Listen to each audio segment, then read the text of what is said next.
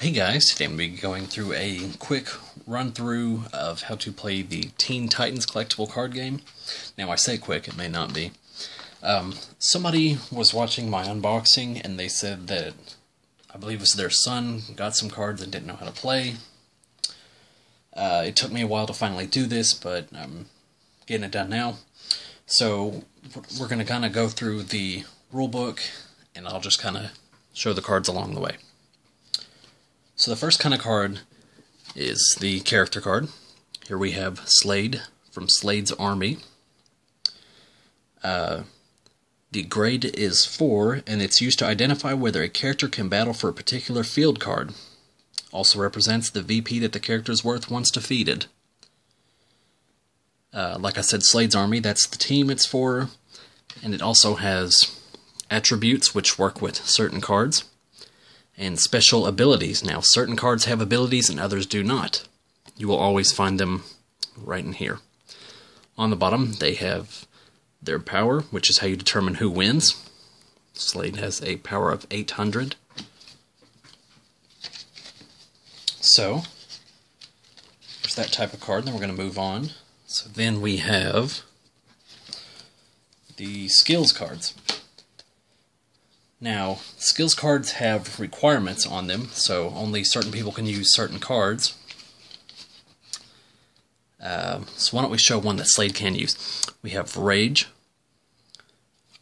Over here we have the power meter. Indicates how much power can be added to character card and action cost that must be paid. Action cost, you remove cards from the area you have, and you discard them to your discard pile or trash pile. And if you pay 1, you get plus 200, or if you pay 2, you get plus 300. This has no requirement. Here it says requirement none. It has no special effect. Here we have Flight of Darkness. This has requirement flight. Slade only has intelligence, ability, and gadgets, so he cannot use this. So what these do is they just basically give you a power increase so you can win the battle. So then we have storyline cards. Now storyline cards can be played in specific phases, and it'll tell you. This one says, "Will you shut up?" And it's the battle phase, so you must play it in the battle phase. And the move phase. Now it has a cost here, so you can see. It's the amount of cards that must be moved from a player's action area to their discard pile, so you can put it into play and activate it. It also has an effect down here. So you have to play it in the phase that it has listed, and it will always have a phase. Next we have the field cards. Now, as you can see here, we have something that says limit in the top right corner. The grade of your characters must equal 4 or be less than 4, since it says 4. Now, if we had one that said, well, I don't have one. If we had one that said limit 2, you would have to have 2 level 1 guys or 1 level 2 guy, something like that, in order to be able to put this down. So, it says also the amount of field damage it takes to gain control of this card, and the VP the field card is. Okay, so let me read the limit one more time. The grade of either player's character, or the sum of the grades of multiple characters controlled by one player in a battle, must be equal to or lower than this limit. Also, the amount of field damage it takes to gain control of this card, and the VP the field card is worth in the VP area. So takes 4 to take it.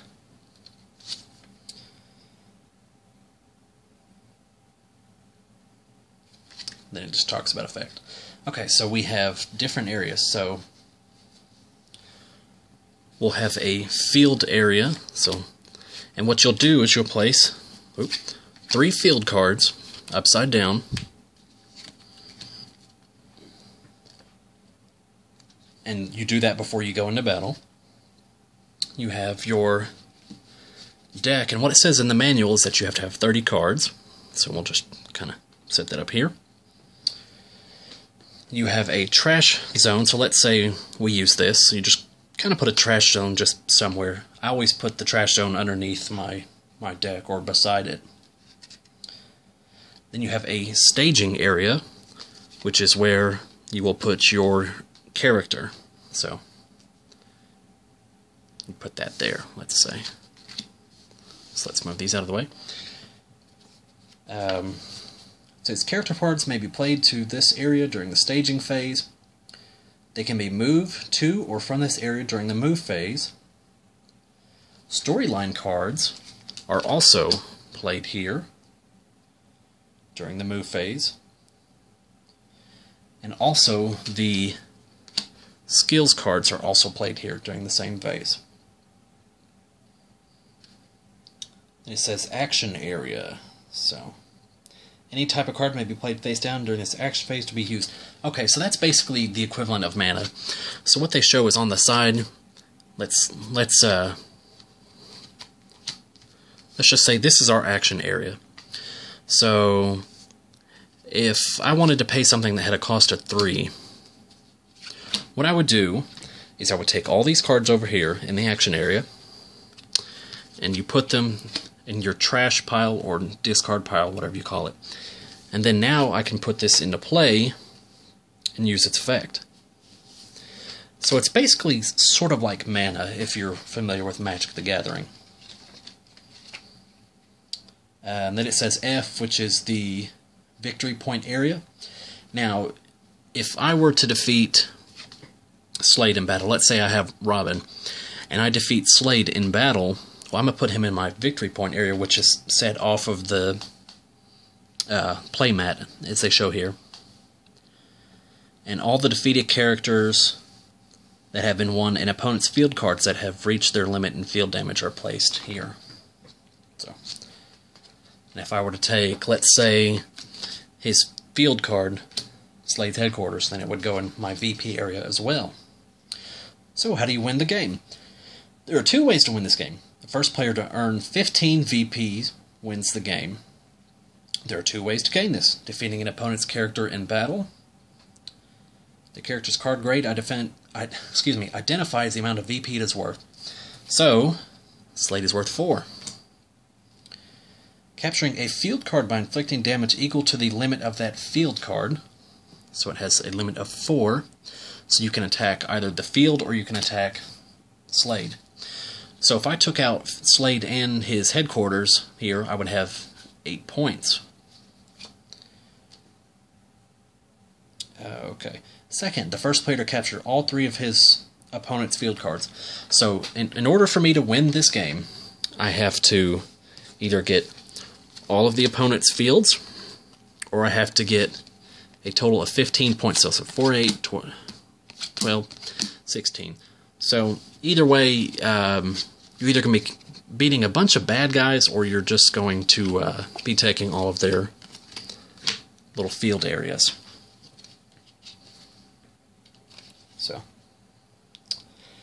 So begin play. So you flip a coin basically to choose who goes first, or rock, paper, scissors. Shuffle the deck, okay? Draw phase. So it says you draw 5. Obviously you're not going to show your opponent. Action phase. So each player, offense first, can play as many cards as they like of any type from their hand to the action area. If you remember, that was over here to pay for stuff. The cards must be played in this area face down. They will be used by players to pay for action cost. That's all they can be used for. Staging phase, you can choose a character and put it into play. So I could choose between either this Slade, it's not in the view, excuse me, this Slade or this one, so we'll just put the 4 out there. Let's say we just want to start off strong, so you can only play 1 character card per turn. You can also choose not to play a character card, which is pretty strange. You can only have 6 character cards in each of the staging areas. So I can only have 6 out, you can only have 6 out at the same time. Oh, and here's a little extra. A player may only have one of the same non-infinite character. Now there's a card in here. Let me see if I can find it, if I put it in here. Actually, I don't see it. Anyways, it's one of Slade's, I think it's called Slade's Minion. It says infinite on the bottom, so you can play a whole bunch of those. Let's see, what does it say? If it's revealed character card turned face up that a player has two of the same character in play, that player must put the previous copy in. Okay. So move phase. You can move any number of characters, but each character may only move once per turn. They remain in current orientation, face up or face down during this phase. You can move from the staging area to a field card or vice versa. The offensive player is only allowed to move their character cards to their opponent's field cards. Okay. So, let's say this is my area. Here's my opponent. He has Slade. So what he's going to do, he's going to come over onto my headquarters. And you can do it vice versa. Additionally, players cannot move a character from one field card to another during the moving phase. Multiple characters can only be moved to the same field card if they are on the same team or all no team. Characters that are moved to a field card are preparing to do battle over that card. So basically what's going to happen is Slade is going to fight Slade here for this card, and that's how you're going to get some points. So whoever wins. So this Slade with 800 is going to beat Slade over here with 500. So I'm going to take this card, and it's going to go into my points, my VP point area. During the move phase, you can play... Okay, during the move phase, you may choose to play storyline cards if you're the offensive player. If they can be played during that. Then they have battle phase. Each player simultaneously turns over all face-down cards, both character cards and field cards, that would be involved in the battle phase.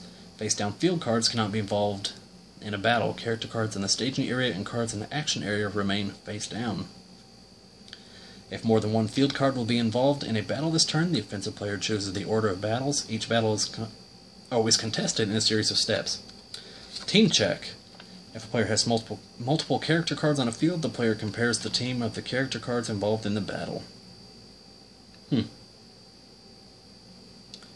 the offensive player's characters are not on the same team, okay, if they are all no team, the characters are immediately sent back to the staging area and the battle continues without the defenders. Whoa! So you really need to have a team set up when you do this. Grade check. Each player checks the grade of the character cards involved in the battle, or the sum of their grades if they have multiple cards.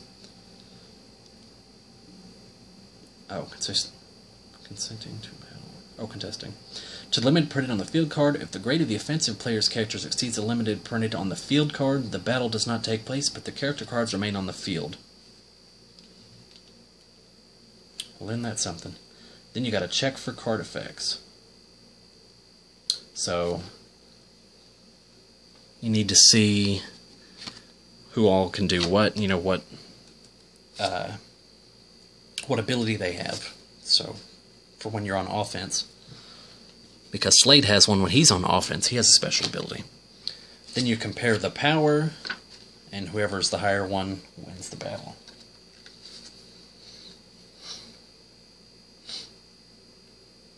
So you can play storyline cards to try to alter the battle. You play skill cards to try to boost your guy.